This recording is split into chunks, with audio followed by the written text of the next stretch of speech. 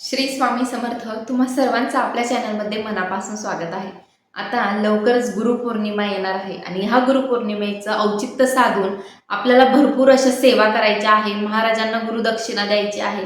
तर आज मी तुम्हाला सांगणार आहे की आपण ह्या गुरुपौर्णिमेला कोणकोणत्या सेवा करू शकतो आणि त्या सेवा कशा करायच्या हेही मी तुम्हाला ह्या व्हिडिओमध्ये सांगणार आहे. व्हिडिओ थोडा मोठा झाला, पण ह्या सेवेमागचे जे महाराजांविषयी आपलं प्रेम आहे, ही सेवा किती महत्त्वाची आहे हे ह्या व्हिडिओमध्ये आपल्याला सगळ्यांना कळणार आहे. तर सेवा अतिशय सोपी आहे. सगळ्यात पहिले आपण कोणकोणत्या सेवा करू शकतो हे पाहूया. ह्या 9 तारखेपासून ते 29 जुलैपर्यंत आपण स्वामी चरित्र सारामृताचे 21 पाठ करू शकतो, 11 करू शकतो, किंवा आपण 108 पारायणाला सुरुवात करू शकतो. दुसरी सेवा म्हणजे तारक मंत्र. ह्या 21 दिवसात आपण तारक मंत्राचं अनुष्ठान करू शकतो.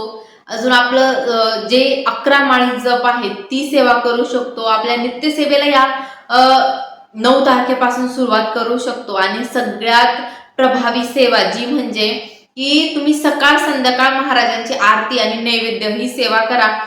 ह्या 9 तारखेपासून मी तर म्हणेन तुम्ही कंटिन्यू ही सेवा चालू ठेवा. आता राहिला की स्वामी चरित्र सारामृत पारायण 21 पारायण कसे करायचे. तर ह्या 9 तारखेला आपल्याला संकल्पित पारायण करायचे आहे. 9 तारखेला सगळं स्नान वगैरे करून महाराजांची देवपूजा करून आपल्याला महाराजांसमोर बसायचं आहे. संकल्प ह्या सेवेचा घ्यायचा आहे आणि 21 पारायणाला सुरुवात करायची आहे. तुमचं मासिक धर्म असेल ते 4 दिवस सोडून द्या. आणि ह्या 21 दिवसामध्ये भरपूर स्त्रियांचे मासिक धर्म आहे, काहींना अडचणी आहे, काहींना सुतक आहे, पण हे सगळ्यांना आपल्या 9 तारखेपासून ते 29 जुलैपर्यंत आपल्या जेवढ्या काही सेवा होईल ना तेवढ्या तुम्ही करायचा प्रयत्न करा. कारण की ही जी संधी आहे ती गमवू नका. आता मागच्या मी तुम्हाला गुरुपौर्णिमेचा अनुभव सांगते की येत्या जेव्हा आपली 21 दिवसाची सेवा असतात त्या ताईंनी पूर्ण 21 दिवसाची सेवा केली आणि त्या सेवेचं फळ त्यांना असं मिळालं की त्यांचं जे 28 लाखाचं कर्ज होतं त्या सेवेने त्यांचं नील झालं. 21 दिवसाच्या सेवेत त्यांना एवढे अनुभव आले. महाराजांनी त्यांची एवढी परीक्षा घेतली पण त्यांची साथ सोडली नाही आणि त्यांचं जे कर्ज होतं ते नील केलं. तर मी तुम्हाला एवढं सांगेल की ह्या येत्या गुरुपौर्णिमेच्या ह्या ज्या सेवा आहेत त्या चुकू नका. कारण की याचे अनुभव अगणित आहे.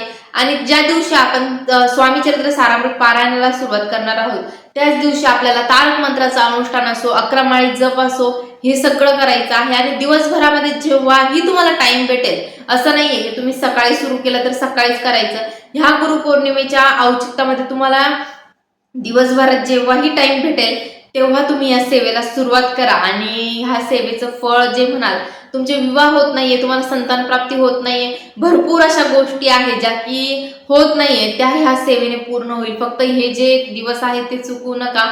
21 स्वामीचरित्राचे पाठ होईल आपले. नित्यसेवेला सुरुवात करा. तारक मंत्राचं अनुष्ठान करा. जे आजारी व्यक्ती आहेत त्यांना तारक मंत्राचं तीर्थ द्या. ह्या सेवा तुम्ही आयुष्यात असा वळण आणेल की ज्या गोष्टी तुमच्या नशिबात नाहीये त्या सुद्धा मिळवण्याची ताकद या सेवेमध्ये आहे.